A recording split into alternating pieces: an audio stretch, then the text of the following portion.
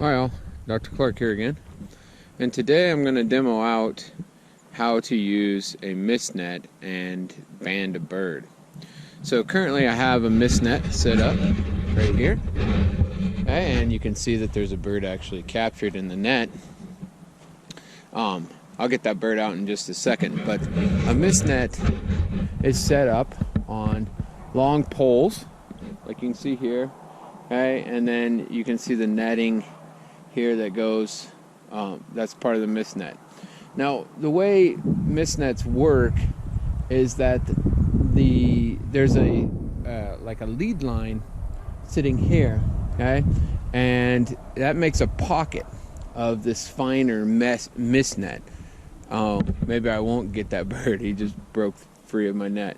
But anyways, it creates a pocket, and the bird falls into this pocket and gets captured into the netting. Okay. I will show you how to get a bird out of the net here in a little bit when I capture one. But nonetheless, the reason why it's called a mist net is because on days like today, where it's kind of cloudy, you can't really see the net. So I'm going to get on the other side of the net, and I'll show you a view where it's really difficult to actually see the net. Okay? And therefore it'd be very difficult for a bird to see the net when they're flying between branches. On sunny days and things like that, it's a little bit easier, but nonetheless they work fairly well for small birds. If you want to capture really large birds, you have to use other kinds of traps, and I'll show you some of those. Okay, so I'm away from the net, and there you can see one pole off to the right, okay, and a pole off to the left. You probably can't see the net, okay, so a bird flying between trees would have a very difficult time to see that net. Okay, so I'll bring you back when I get a bird in the net, and I'll show you how to take it out, and then I'll show you how to band a bird. Okay, I'm back, and I caught a little bird. Okay, and we'll get a positive ID on this bird. But so I'm gonna reach in. Ooh, the bird is going through the other side. Okay, this looks like a titmouse, but I'll get a positive ID on it in just a second. Sorry, it's kind of hard to do this one-handed, so I'm going to get it like this. There you go. Okay, and so their wings get caught in the net. Head gets caught in the net, and their feet often they'll hold on fairly tight with their feet. But we'll get this guy out.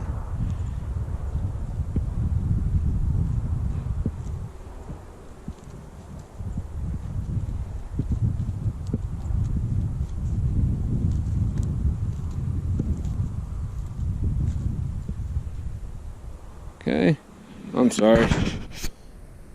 And then just get them to release their grip on the net. Okay. Now, I'm going to show you, I'm going to bring it back, and I'll show you the different ways to hold the bird, and then I'll show you how to band the bird once I get to my workstation. Well, I'm back, okay? And so I have a positive ID on this bird here. This is a juniper titmouse. Okay, you can see here I'm just using Kaufman's Birds of North America. I was pretty sure it was a titmouse, but given that I'm in Arizona, I need to make sure that you have the correct identification, okay? So juniper titmouse, and then I'm using what's sometimes called the Bible of Bird Banding, Identification Guide to North American Birds. Okay? um, by Peter Pyle. This book here will tell you basically everything you need to know to collect data on a bird that you're going to band.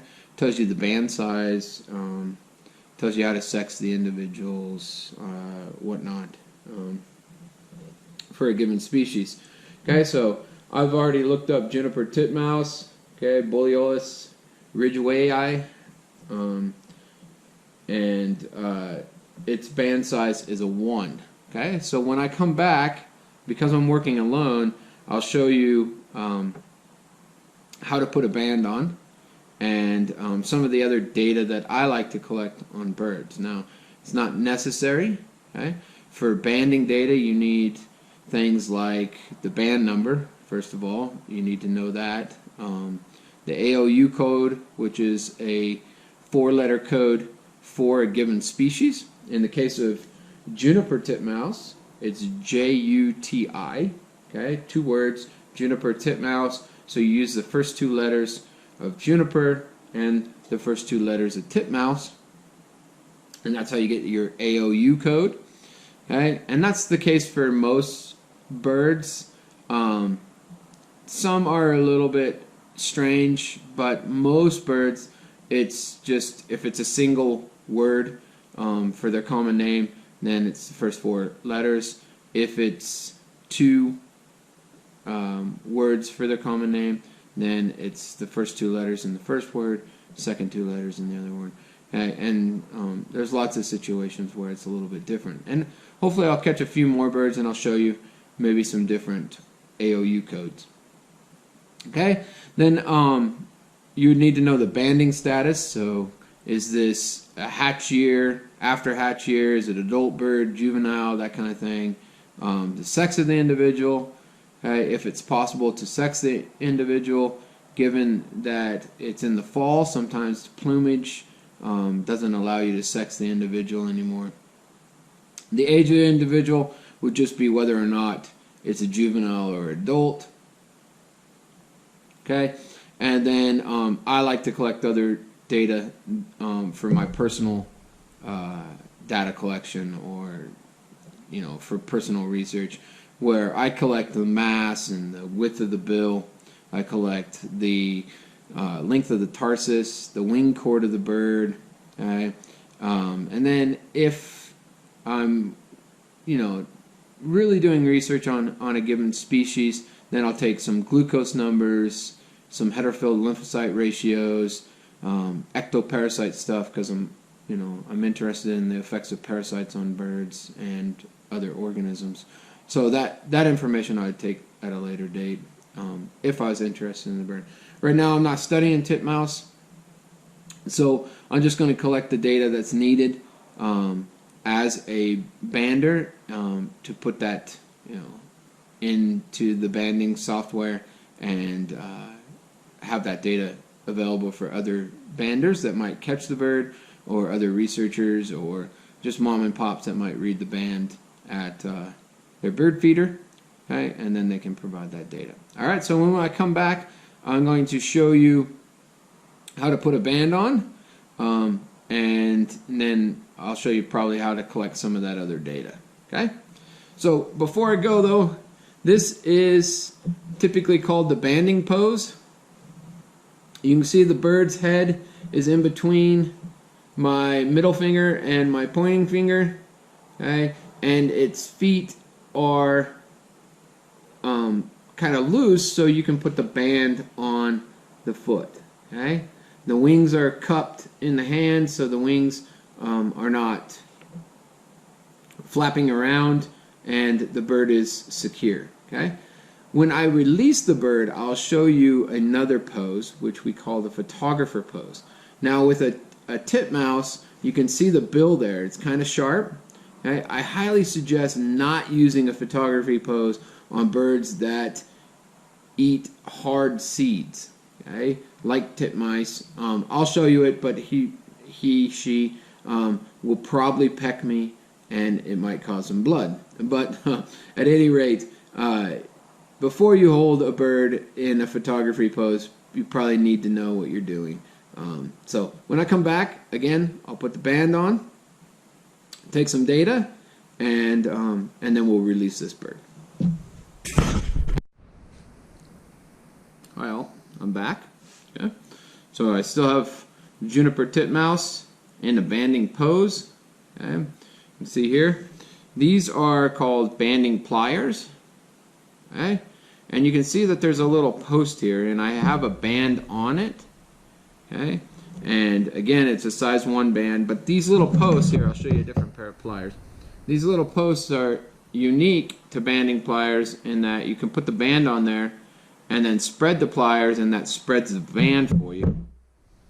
So I'm going to spread this band, okay, and then place it on the left tarsus of the bird. I band on the left-hand side, okay. Other people band on the right-hand side. I mean, it's kind of up to the bander what side they put it on. There's other situations where you might, so you can see that I'm squeezing that band.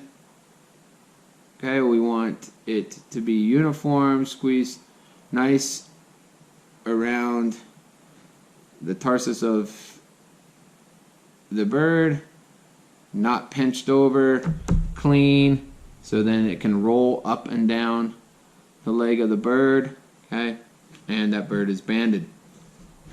Okay, now these bands, they have a 4-digit code on the top of the band, at least this band does, okay, which tells me kind of, well, it tells the banding lab the bander that is using that band, and then it has a digit code underneath, and that's really used for that code underneath, okay, is a 5-digit code, and that's that changes with the organism. Okay, so you know, again, I'll have a band. The prefix of this set of bands is 1921, and then it runs from 55601 to 55700. Okay, so that bird is banded. Okay, then I like to do things like take the length of its bill measurements. Okay, 8.80. The width of the bill at the nostrils. Okay, 5.72. The tarsus, so I'll use the other tarsus because it has, the one has a band on it and makes it harder. Okay. 18.03. A wing chord, which is just measuring from the tip of what's sometimes called the wrist, okay, all the way out to the longest primary.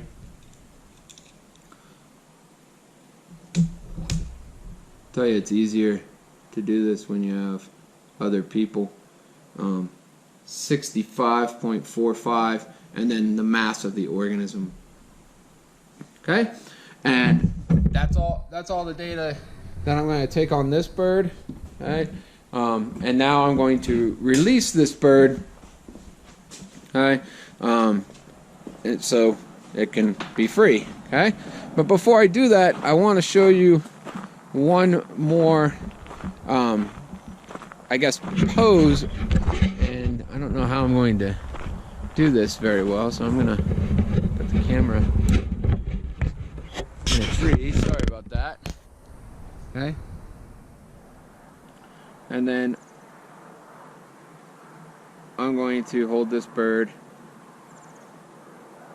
in what's called a photographer's pose. So that's a photographer's pose, okay, where you're just holding the bird's legs, its wings are free, and this is typically used for individuals who might want to take a picture of the bird, okay, because now it's just in your fingers and you can release it. Okay, but again, with something like this, I mean, he's been in my hand for quite a while, so he's probably freaking out a lot and is not pecking me. But for something like this, you probably don't want to do that too often. Okay, So from here, I can just toss the bird into the air and let it fly away. Okay? All right. So I'll bring you back, show you a couple more birds if I get something unique.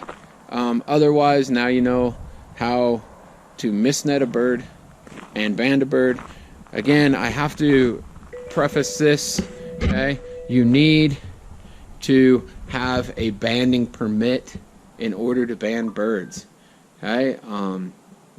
Not everybody can band birds. Not everybody can even own a misnet. It's, you know, it's kind of against the law to own a misnet and capture birds unless you have the proper permits, okay? Permits from the state you're in, but also if you're going to band a bird, you have to have a government banding permit, and I do, but otherwise I wouldn't band the bird, okay? But for those of you who, you know, are expiring, you know, going into the field of fish and wildlife, you know, if you can get with someone who is a master bander and get to be maybe a sub-permittee on their permit, or get some more experience with permits and things like that, or with banding, I highly suggest it. You can be part of the the MAPS program if the state has a MAPS program in which you live in. Okay, and that's just a program where people go out and band birds and capture birds, so you can monitor populations of birds in a given region in the state. Lots of states have MAPS programs. And that's kind of how I got my, I guess that's kind of how I got my early experience, and then I went out and I banded lots of pelicans and red-winged blackbirds and all kinds of things. But that's how I got my experience with misnetting. Okay? So I highly suggest, if there's a MAPS program or someone who is a master bander or sub-permittee on a master bander's permit, get with them if you're interested in learning the skills of banding. It's a lot more. There's a lot more to it than what I just showed you, but I don't want the video to be 4 hours long. So I'll bring it back if I catch another one, show you some more birds. Otherwise, this is it.